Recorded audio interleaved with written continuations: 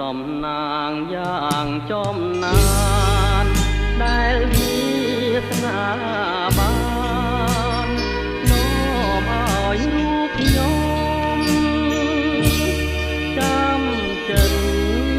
កិនផងបំណងលើមុំអខំពុំ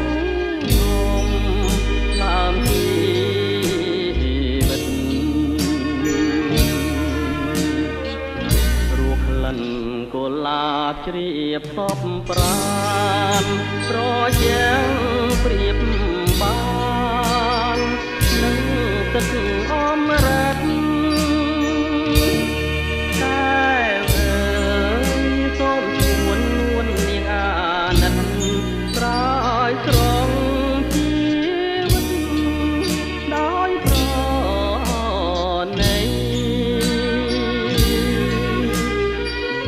រៀមសូមសច្ចាចំពោះមុខមានភ្នំសំទុកជាសាងសីបើខ្ញុំមិនស្មោចំពោះស្រីសូមអ្នកប្រឡាយខ្ញុំចោលទៅ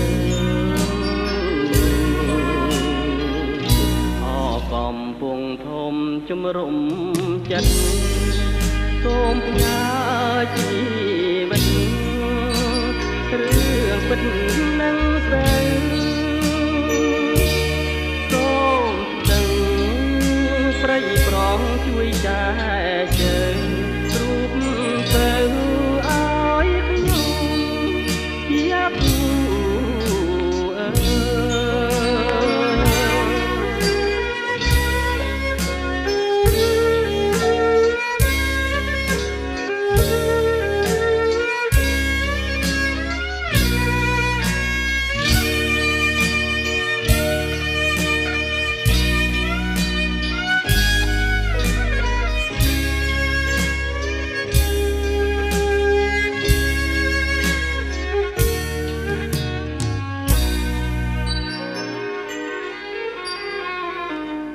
កំពុងធំជំរុំចិត្តសូមផ្ញើជីវិតរឿងពិត